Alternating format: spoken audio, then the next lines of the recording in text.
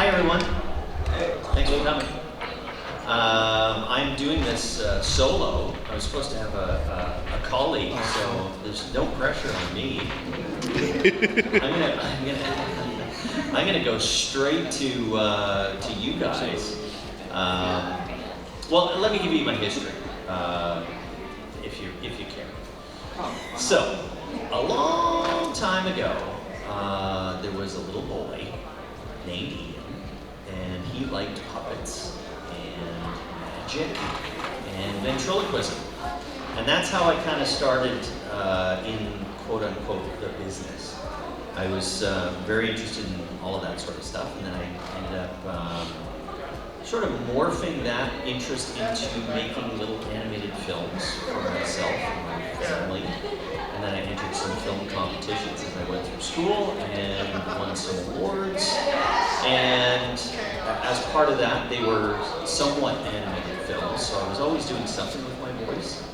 I loved old radio shows, things like that. And then I promptly, I won I'm originally from Vancouver, in Canada, and the province of British Columbia, BC. So they had a film festival, and a student film festival, and I won the most promising filmmaker award, which I thought, wow, this is like winning an Oscar. So I retired as soon as I won that, because I didn't want to be a struggling artistic filmmaker.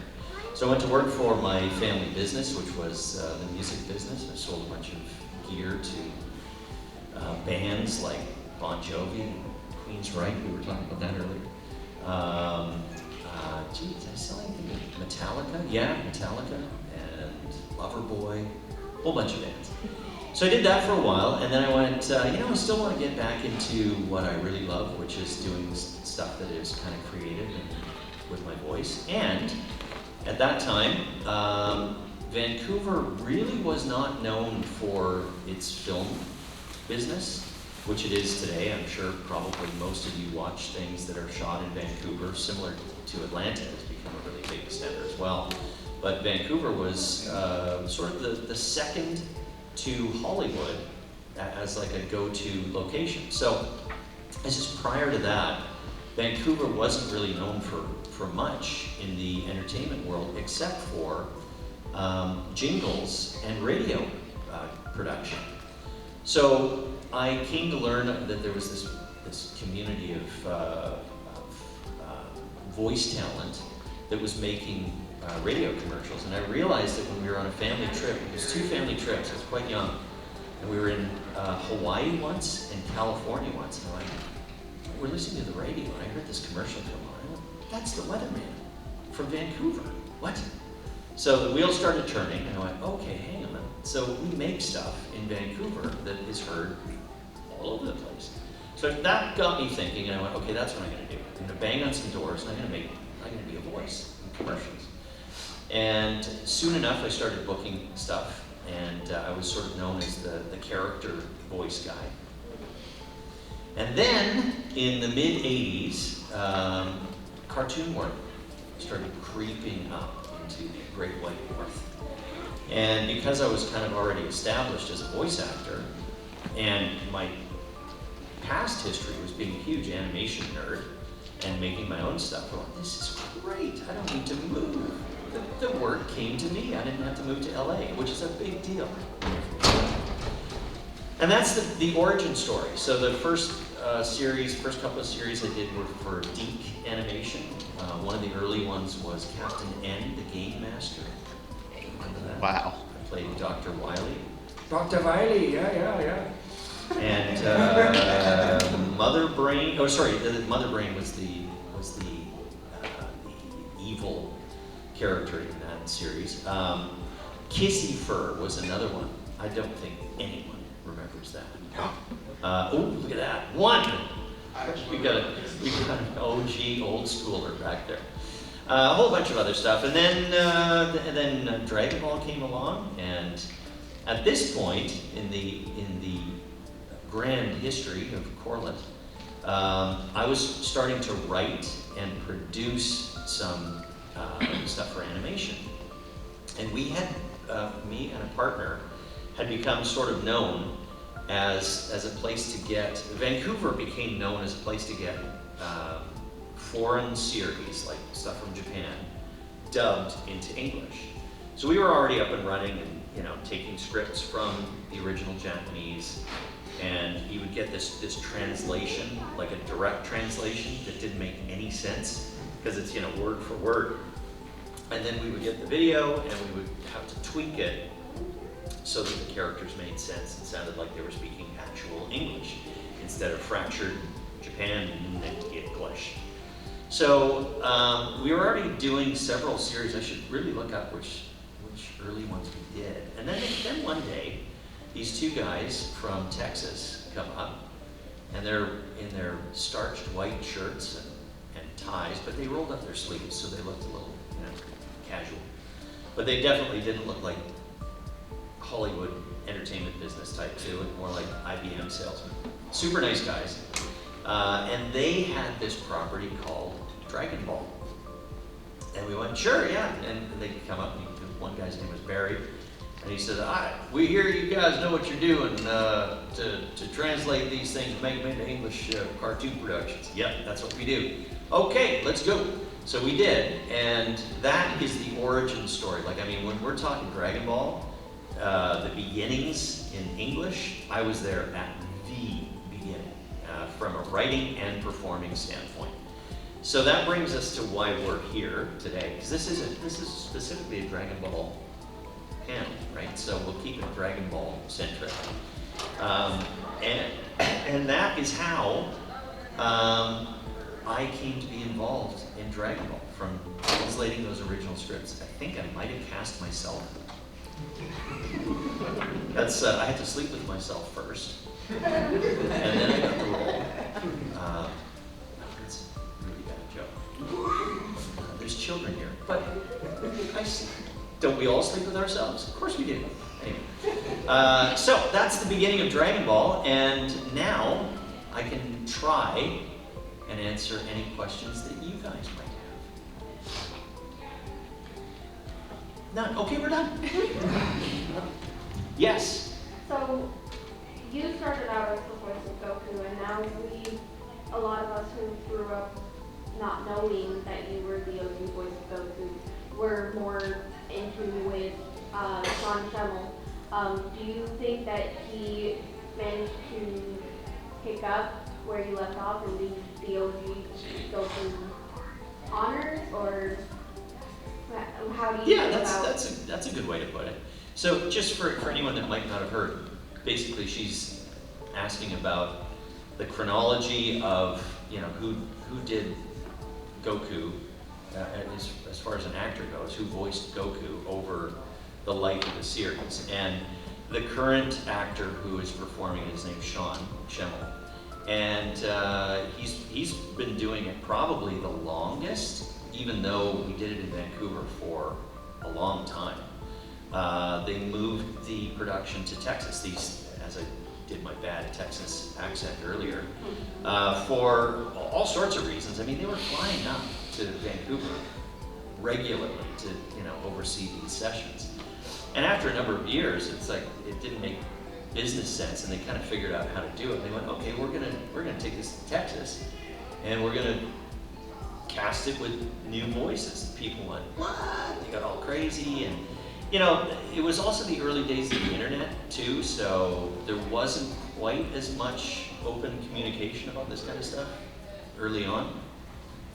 But you know, they did what they did, and I had already retired myself from the role because there was a whole bunch of reasons why. But the bottom line was, there's a lot of screaming, and I had a lot of other things to do. And there was one point that just made the decision for me. It was never, like, doing dubbing is not a career path to riches. I'll just say that. But work is work, and you know, I never ever complained about what the type of work is or necessarily how much it's paying until this point, where we had some weird language in the union agreement, which laid out how you got paid for reset, reboot, how you get paid for things.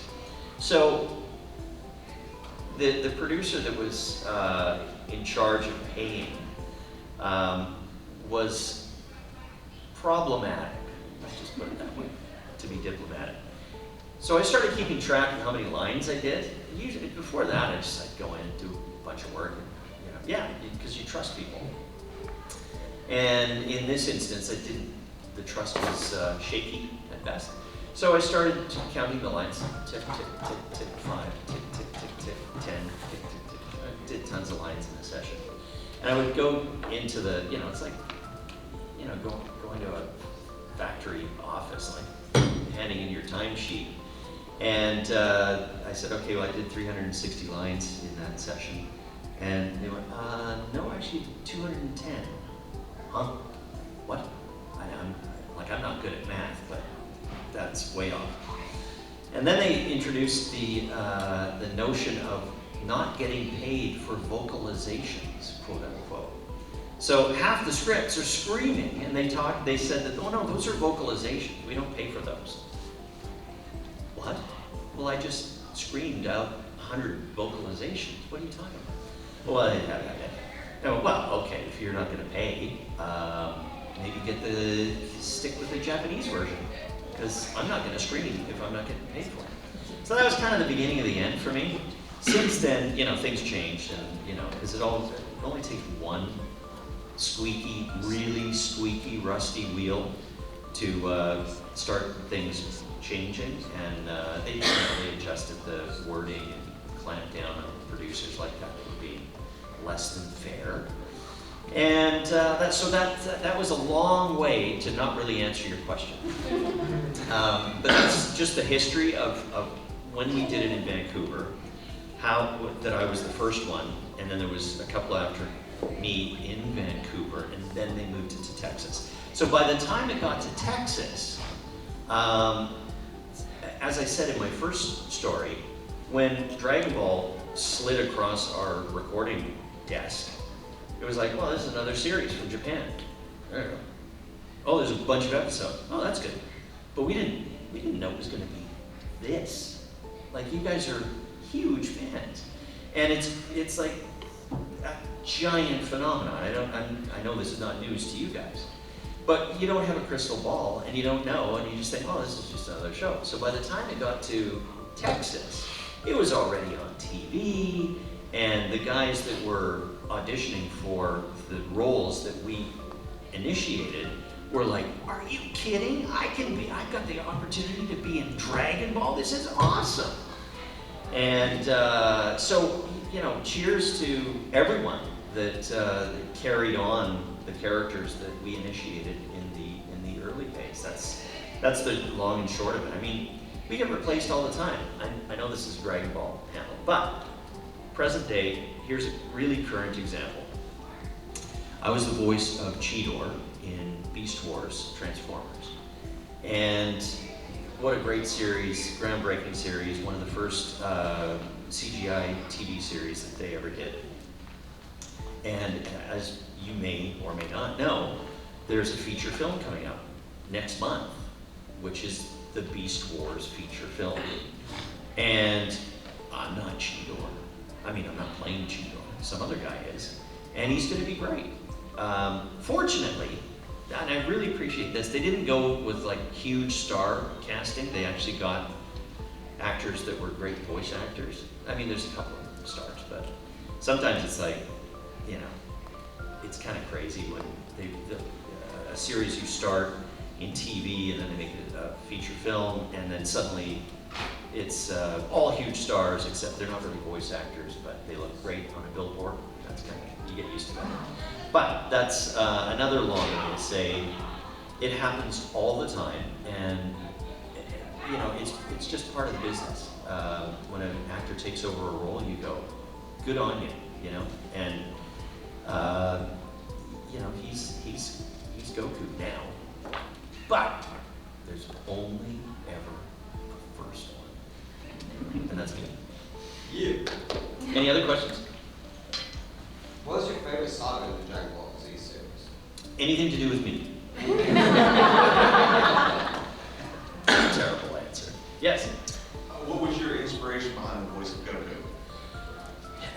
Really good question. As I mentioned in my long history, I started out as like a character guy. So I was doing accents in commercials. I was like the goofy, the guy that, you know, wasn't the straight man. And when I started doing cartoons, it was the same thing. Like I was always looking for the comedic or the villain or someone that was, you know, that had like a bunch of character to their voice. You know, like in Sonic the Hedgehog, one of my favorite characters was Coconuts. He sounded like this. It was, oh, please, Dr. Robotnik, don't put me on sanitation patrol. And that's my happy place, is doing those goofy characters. And then over the years, the producers started going, no, read for the hero. What? Like, you mean sound like me? Yeah, they just, but with acting. Okay. So it was really weird. My inspiration was just, how do I sound heroic and not hide behind like a goofy voice? So, you know, three of my biggest characters from those days were Goku, Cheetor, and Mega Man. And they all kind of sound like me. And they're dialed up or dialed down depending on what the thing is. But with Goku, it was evident really early on that he was kind of goofy too, so that suited me just fine. And I just tried to find that balance, you know, between when he's being super heroic and a bit weird. And I, you know, from what I hear, I seem to have struck that balance. But so an inspiration, there wasn't really an inspiration. It was more like, okay, just act. Yeah, just get your act together. Act. Anyone else? Yes. Who's your favorite character that you've done voice? My favorite character, I should just say Goku, because then I would be pandering to an audience that goes, great, oh, he loves Goku, which I do, but you asked for the favorite. My favorite is actually a character from a PBS Kids show called Dinosaur Train. Oh, God. And I played the conductor. Oh, yeah. Hello, Pteranodon family. So come on along with me on the dinosaur train. All aboard. So that is my favorite character because I love doing that voice. And it was such a great series to work on because my two kids were Buddy and Tiny, the two little dinosaurs. And we all went to work together. It's the weirdest thing. You know, I mean, we've all heard of take your kids to work day. Well, this is every day. And they weren't my kids, they were colleagues. Wow, this is weird. So for all those reasons, that's probably my favorite character. The second favorite might be Hugh Test from Johnny Test. Because he doesn't say much, and he's got a one-word tagline. Johnny! Oh, I got 3 words. me We're having one, meatloaf. Johnny. So yeah, thanks for that. Anyone else? Yeah. Did you guys reference the Japanese dub at all when you're making the 100%. Yeah. So we would have, we would always have someone available, not necessarily at the session, to figure out what was going on, you know, and that needed to be a Japanese speaker because you know we would hear like the original Japanese track was always available. If there was some, you know, like the yell, what was it? How's that go? Of course we know what that is. I'm kidding. And that's an interesting thing too, how it kind of morphed. Because the current one is like, how do you do it? Coming. Yeah, well, it wasn't like that in the originals. The original Japanese was like equal emphasis on all the syllables. It was like Kamehameha, and you know the rest. And you know, we referenced the original Japanese, and I went, okay, I'm gonna do it just like that. And I don't know when it changed or how it changed over time. It's none of my business why. But I immediately went, well, I've been to Hawaii. That's the king of, like, Hawaii. King Kamehameha. And, like, you guys are fans, right? So you probably know that the creator of Dragon Ball, he's a bit of a prankster, right? He's all sorts of weird stuff that he throws in these stories. And I went, well, that's funny, you know, using a king as a, like, battle cry. So I went, I'm gonna make sure it sounds like the frickin' king of Hawaii. So yes, the Japanese was always there and available. Yes? What's your favorite fight scene in Dragon Ball? None of them. No, seriously, like, I don't like yelling. I just don't. It hurts. It does. Well, I've never lost my voice in a session, and there's a reason why. You know, it's not worth it because I have to work tomorrow, right? The example that I use, this isn't an answer to your question because that was me. What's your favorite fight scene? Sure, Corlett. Anyway, that's my answer. But the whole thing on like hurting voices and stuff that I like to reference the Foo Fighters. You know, Dave Grohl, Foo Fighters. Well, how many songs is he screaming in? Lots of them. You go see the Foo Fighters show, and he's up there screaming away, and it's awesome. And you go talk to Dave because we're friends. No one. After the show, and he sounds like Dave. He's not like. So that's a professional. There's a way to scream and yell and keep it just there, not there. Because if you got a gig or a show or a cartoon series tomorrow, it's not worth it. It's just not worth it. So even though I never lost my voice, I didn't like doing the fight scenes, I never got to that point where it was like I couldn't do it anymore. But it's taxing. It makes you tired. Anyone else? Yeah? Were there ever any moments in the booth, like recording a line, where you just were laughing and you just couldn't hold it in? Oh yeah, except I can't remember what they were. I remember more. See, here's the problem. Or problem. That's negative. Here's the thing. With dubbing, you're there by yourself, right? And like, I don't make myself laugh much. And you know, you gotta get someone on the other side of the glass, but it's kind of a solo effort. The things that make me laugh are usually other actors in a group setting and stuff's going on, whatever it might be. And there are several stories like from Beast Wars that made me laugh uncontrollably. And I'll just say, I'll shorten the story. Gary Chalk played Optimus Prime, the big monkey. And Gary Chalk is a very gassy man. And I'm just going to leave it at that, and that would make me laugh. Because I had to sit right beside that flatulent fellow. So Ian, actually piggybacking off of what you just said, you said you had to do it solo. With dubbing, do you typically have to do it solo? Always, yeah. So is it difficult when you have to create a conversational tone with another character? No, because that's what acting is, right? And it takes a good director too, you know, to fill out the, okay, here's what's going on, and, you know, you're responding to this. And of course, sometimes you have a script of all the dialogue, and you can kind of figure out what people are saying back and forth to each other, even if the other person isn't there.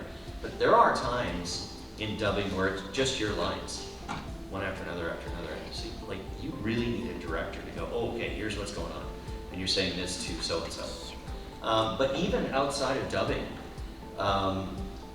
as voice actors got busier and more sought after, I guess, especially in Los Angeles, the instance of having everyone in the room like, there's two types of animation recording. There's prelay, which is the standard, like you record all the dialogue first, and then they animate to you. That's why every Disney movie is made.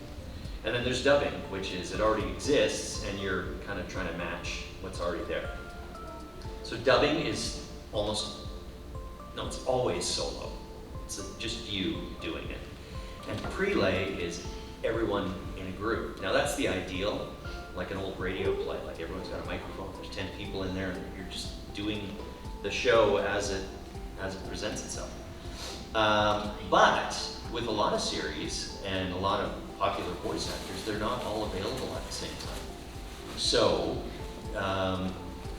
even quote unquote prelay shows were beginning to become more solo efforts. And then COVID hit, and then everything went solo. So sometimes we morphed into having, like a Zoom call, and several members of the cast would be available. And that was kind of like the old days, but not really. So there's a lot of solo work, and that's a challenge, right? A lot of times, you sort of thrive off that interaction with others. I'm a bit of a hermit though, so I like being in my little booth all by myself. Because I have recording studios in my houses. So I've always been set up for that. So when, it's really awful to say COVID was great. But I kind of want it, aside from all the people that died. But for me, it was like I was already set up, and I was like, oh, this is great. Now, finally, people are going, oh yeah, we do have the technology. We can do this. I got a home studio for 35 years. So because I do a lot of other stuff. So yeah, it's okay with me. As long as you got a good voice director, everything's just fine. Anyone else? Ooh, yeah. Kind of piggybacking off what you just said again, was it difficult for you to go from doing some of the more like prelay stuff to doing Japanese animation and trying to match with the mouth flapping, since it's already there? You have to match with that as opposed to the other way around. That's a great question, actually, because it's like two different skill sets. Acting is acting, but with prelay, you're absolutely free. You can phrase things the way you want to phrase it. You can do whatever you want within reason. With dubbing, so all the acting comes into it, but then there's this math that comes into the equation. Ooh, I said math equation. They connect. Anyway, so you're trying to fit stuff in,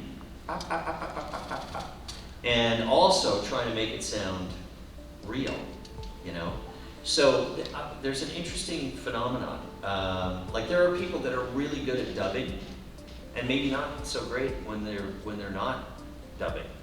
And then there's people that are fantastic regular actors, and they go, oh, I just can't. No, I can't do that. And I have this theory that maybe you're sitting in this room, but there are many people who speak like this, and they speak very stiltingly, and they're very polite, and yes sir, no sir, and greetings. And I think that that's a generation of people that grew up on anime, because that's the way the characters talk in anime. Maybe it's not anything. It's just a theory of mine, and it's an unusual way of speaking. Like the pacing is odd in anime. So whenever I'm doing dubbing, my main goal is to try to make it not sound like dubbing, and that's whether I achieve that is another story. But I watch a lot of foreign TV and movies, not necessarily animated, and I always prefer the original language and subtitles, because a bad dub is the worst thing. A good dub, oh, that's pretty good. So, I think maybe I said too much. You have a question? Yes, yes. I will say that you succeeded in Dragon Ball is the only things I will watch. Oh, why? Thank you. And I didn't know you were doing the voice for Moroku and Yashihime, so I might actually go and watch it and see how it goes. Well, thank you. Yeah. That's just the last couple of years I've done Moroku. Yes. This is not an easy question, but who has always been your childhood hero? In voice or anything? It could be either way. Maybe both. Two. Dawes Butler. Look him up. He was in old radio shows. He was in oh man, I've forgotten the comedy troupe he was in, like in the 50s. Anyway, Dawes Butler did a ton of Hanna-Barbera stuff. And I can't even name what the characters are because he did a bunch of them. I think he did Deputy Dog and stuff like that. Look him up. Dawes, D-A-W-S. He did Yogi Bear. Thank you. But he was just one of those guys that did like a bunch of character stuff, and he was always really funny. And so for a voice guy, that's who I never met him, but that was my guy. And in terms of a hero, role model, Walt Disney. And I was a huge Disney fan before it was what it is today. Like, I mean, it's, there's a Disney store in every mall, and when I was a Disney fan, if you had a Mickey Mouse T-shirt, it meant you went to Disneyland. Like that's the only place you could get them. So my thing with Walt Disney was his. To me, he was like the OG Steve Jobs of Apple. It's like he just like made stuff happen, and literally started from nothing. And if you look, there's several really good biographies of him and his history, and just the number of times he mortgaged his own house to make a movie, like. He was quite the guy. And he changed over his life. I mean, like a lot of people, there's stuff floating out there. Oh, Disney was a racist. Oh, Disney was this, Disney was that. Do the research, because it's very interesting. He when he started to change, now I'm on a Disney thing, but when he started to change, when like his company was growing, I think it was in the 40s, and there was this, he always treated it like him and the guys, right? Like my guys, my gang, all the animators, they were like family, but it became a really big family. And then the idea of unionization came in, and that did not please Mr. Disney. Like that really put him off. And he went, I thought we were all in this together. I mean, yeah, sure, he was the head, he was making millions, and animators were making thousands. But, that aside, it changed him. And he started to not trust his employees, the interesting thing in Walt Disney's history is look at photos of him in the 20s when he was like just a young upstart guy in Hollywood, and he dressed like he would wear what do they call those, knickerbocker pants and like argyle socks and caps, and drove flashy cars, and like he was like quite the guy. And then as he got older, and the whole unionization thing, he got more and more conservative, and started wearing like just the basic blue suit, and he turned into Uncle Walt, with the TV series.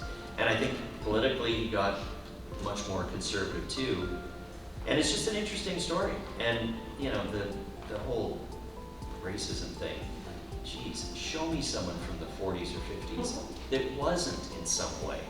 And it's not to excuse it, it's just like that was the world then. So yeah. What was the question? I like Walt Disney. Question was, what was your childhood hero? Yeah, okay, thank you. Yeah, so that was it. I had a poster on my wall. I'm a nerd. I was like the original nerd. I was a super animation nerd. I ranked it like Disney animation was the art of, like that was the art form, so it was premier. Warner Brothers animation was frickin' hilarious and all jokes all the time. And Hanna-Barbera was whatever you want. And like, they were the originators of simple animation, like really like minimal movement, the Flintstones, the Jetsons. But the scripts were always really great, so that was sort of it for me. Disney, Warner Brothers, then Hanna-Barbera. I told you I was an animation nerd. Anyone else? Ooh, yeah. So, since you didn't like the more serious, heroic voices, who would you have rather play in Dragon Ball if you could have been anyone on Frieza? It's not that I didn't like them. It was just weird to be tapped for that, because I just thought, why do you want to hear me? And actually, I got to play the only other character to me in Dragon Ball that was any fun, which was Master Roshi. Master Roshi, the dirty old man. Why anyone would let their kids watch that, I do not know. 90s were a different time. Yeah, but they're still watching it. Yeah, that guy with the white beard, he's really funny. Oh, okay. So Sure. we have a question in the back. Yes. Here in the front. This is kind of going off. That's my specialty. Dragon Ball, but Going off. what's the one role that you got passed over for that you really wanted for? Ooh. You know, I try to flush those. Quick.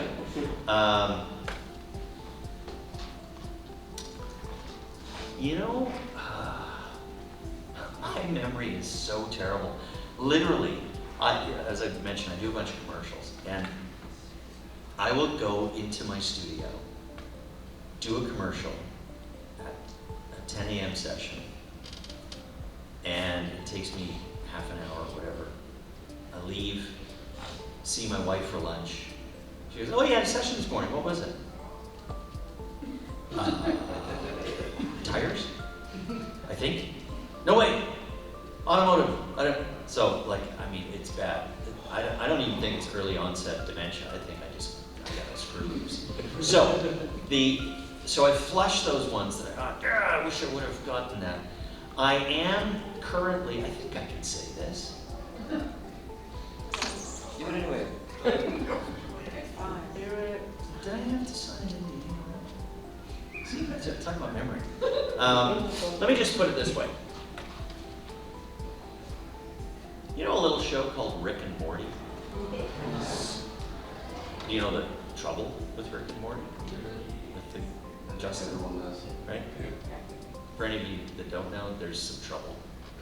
And he's not voicing the characters anymore.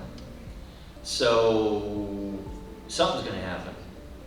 And I'll just say, I hope I get that.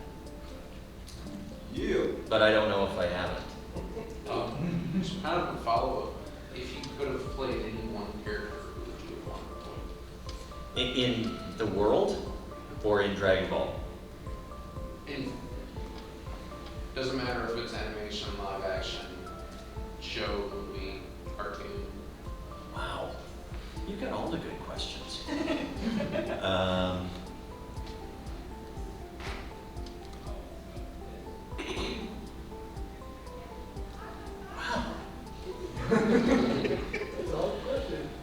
Wow. Let me. I would love to be in something that. You know, okay. Here's. This is not a very specific answer. I would love to do a permanent voice in a Disney attraction. I've done little bits and pieces, like sort of in the background and like stuff that you wouldn't really recognize when you're there. But I mean, it would be great to be like a voice that Leslie. Yeah, or a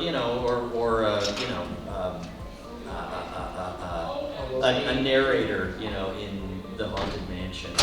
Someone that goes, "Oh, I know that," or, "Oh, you know what? I just remembered the answer." I'm glad I fumbled for that long. I was really. Is there any kids here? Anyone? I was really pissed. I can say that for kids. I was told earlier this still is the Bible Belt, so I never know. Anyway, so I was pissed when they were re-recording the narrator for the Disneyland Railroad, and I really wanted that. I really, really, really wanted. So there's one that I did not get. And then I go to Disneyland and I hear the new guy. I mean, you go, just go, and you tell me. You can find me on Instagram and go, "I went and I listened and I agree." You better agree. The guy sucks. Whoever he is. No, he doesn't suck. I just okay, so enough of that. Hi. So nothing to do with Dragon Ball Z. What's your favorite Disney movie? My favorite Disney movie, one of my favorite Disney movies, is The Rescuers. I don't know, it's just, I think I was early teens, and I was like animation nerd at the time. I just went, "Oh, that's so great." And I love Ava Gabor. Her voice is so good. She's so good. Did you say there was another question over here somewhere? Or was that? One back here. Xavier. Okay. This isn't a question, but I have a challenge for you. Oh no. I bet a certain yellow bear won't mind coming in here and throwing everybody off. I bet he can, but I doubt it. The certain yellow bear that Xavier is talking about is Funshine Bear from the Care Bears. I played Funshine for a long time. And he sounds like this. "Funshine Bear, everything is rainbows and lollipops." And he's a super positive guy, which, it's good for a guy like me to play a character like that. Hey, you have to be happy all day. Okay, fine. So, yeah, that's one of my characters. Funshine Bear. Anyone else? We had a question up here. Oh, yeah. Were there ever any moments in the booth, like resuming a character, and you just did not like the character no matter how good the play was? Like you just wouldn't walk out the booth and just say, "I'm never voicing this character." No, because I'm a professional. And that would not be professional. There are times where mostly that happens in commercials. And it's nothing to do with the character, it's everything to do with who's running the show. And sometimes what happens with commercials, a lot of the time, what happens with commercials is it's a field trip for the ad executives. "Let's go to the studio all day." And you go, "Well, look, I'm not here for your entertainment all day. I want to get this done because I got 2 other things to do." And if they don't know what they want, like especially like rarely am I doing characters in commercials. Like I sound like me. I'm trying to sell you something. And there's only like let's be real. There's only about 3 ways to say any given line. And it's not that I'm going, there's your 3. I'm out of here. I would never do that because I try to be really patient. But you can tell when the client just has no idea what they're after, and that is when I want to go, let me out of here, let me out of here, let me out of here. And it's probably the only time I would ever get a report card. There's no report cards, by the way, that says, Ian was upset or impatient, didn't seem to want to be there. Yeah, it's because you guys are amateurs. And, so that's about the only time. I've never had a character. It's nothing to do with the character ever. It's to do with how things are run. And sometimes cartoons are like that a little bit too. But it's commercials that can be a little frustrating. But mostly, hey, don't get me wrong, I am not complaining. Commercials are great. It's just like, you know, we're all friends here. We're talking about, you know, real things, real world. That's one of the frustrations. So I have a question real quick. So you may or may not have thoughts on this, it's very new. What are your thoughts on AI voice work? It's a twofer. And after that question, if you were to retire, how would you feel about your voice being used in deepfakes in the future? That's a really good question. I'll answer the second one first. I don't ever plan on retiring. Fortunately, if you look away, just everyone look away. Look that way, look that way. And think about your favorite character that I did. And I pretty much sound the same. So don't look at me, and I'm fine, right? Hey, that guy sounds like he's 30. And I'm 30, or 20 sometimes. Because I go back and look at the characters I did when I was like 25. And oh, well, I can still pretty much do that. So I don't plan on retiring. Now, the AI thing, that's a really good question, and it's a very thorny point right now. The unions are talking about it. You know, I think what's going to happen, and it's already happening. We all watch YouTube, and you get those pre-roll ads, and you see a bunch of them that you can tell. I mean, some of them are really obvious. They got that stupid TikTok voice. This is the weirdest thing you'll see today. You know, that stupid voice. And you know, advertisers are using that voice because they're going, oh, well, let's just use the dumb TikTok voice and that'll be our voiceover for the ad. Fine. Like, those are commercials I don't want to do anyway. But there are, staying on YouTube, there are also videos that are completely narrated by very real sounding people. That are computers. So, and that's fine too, because no one's hiring me to narrate their YouTube video. But on the replication of like me, it actually has already happened. A fan reached out on Twitter or Instagram or somewhere and said, "Hey, you should know your voice is on some fake site." And I went, what? And I went to it, it was horrible. They had taken the Mr. Conductor voice. And you know, you can punch in whatever you want, like, oh, you've got a big butt, you know, or whatever. And because that's what I would type in. What would you type in? Let the mind race. Anyway, but it was terrible. But that aside, it made me kind of go, ooh, that's, I don't like that. So I wrote them and said, or had someone write them and say, please take that down. Don't use, no, can't. So I don't really know the state of the nation. I think what's going to happen is similar to what I just said about the YouTube stuff.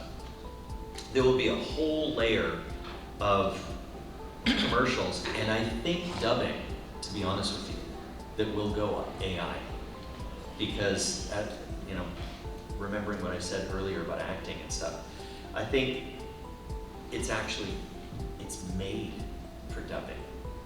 Like, if you think about it, just plug in these words, space them like that, Bob's your uncle. You got a soundtrack. So I think the lower end is what's going to happen first.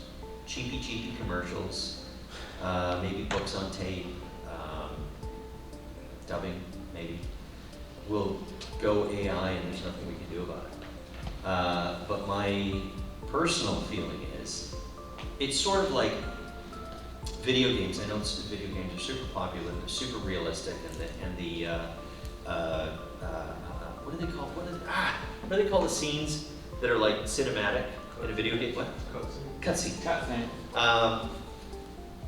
Those are very good, but I think, you know, watching well, this is a whole other tangent. Like, I'm not a big fan of, you know, Fast and Furious kind of movies because it's like one giant video game. Nothing looks real.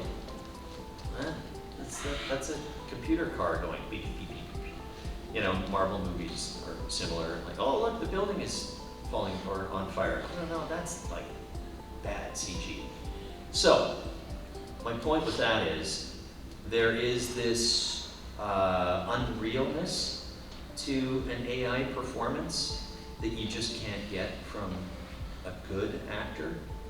There's a lot of bad actors, I guess, that probably AI could replicate and replace quite easily. But to get any kind of depth and feeling, pacing, that kind of stuff, hopefully we're a long way away. I know it's going to get better and better and better, but I would never want, I mean, unless someone made me an offer I couldn't refuse, I don't know what that would be. I mean, I can imagine what it would be. But I'm not in favor of like, okay, deep fake me all you want, send me the check every month. Now that I think about it, maybe that'd be good. Just sit in the pool. Yeah, but you're right. There's a lot of parts of the industry that are being affected. In fact, I saw recently Miyazaki with Studio Ghibli. He was shown an animation that was AI, and he hated it. He said it was an insult to life itself. Ooh, good for him. Good for him. So we had another question over here in the corner, and then just to let everybody know, we do have 5 minutes left on the panel, so we'll take another maybe 2 or 3 questions. Hi. Another two-part question. One, can you give us an example of an anime that is, pre-laid, versus I think most anime are just like a single person in a movie. And following up with that is, I watch subs because a lot of the quality of dubs is very poor, and that's very rarely on the part of the actors themselves, but due to the way they're directed, the way they're pushed out with very little editing, their own tight schedules. I understand that, but like, what do you think could be done to improve the industry as a whole to make dubs higher quality, approaching the original? I think the most important thing, especially in animation and especially in anime, is just don't worry about the lip flaps. Just don't, no one cares anyway, because it's all, they're not sound like that. You can tell what they're saying. And even this is going back to someone who mentioned, do you see the original Japanese? I'll watch the original Japanese and go, did they record this audio before they animated to it? Because you can't tell. It's just, sorry. So I think the best path to getting a great performance is worry less about the lip flaps and let the actor act. As long as it begins and ends, when they stop, this is my sound effect for lip flaps. That's not any particular actor. That's my thing. And what was the first part of the question? An example of an anime that was done pre-laid that most people would probably recognize the differences. Well, yeah, where are you at? This is an interesting question because anime, to my understanding, because I was there at the beginning, was a style of Japanese animation. That's the way we understood it. And mostly, it was made in Japan. And if we were going to do anything in English, it was dubbed.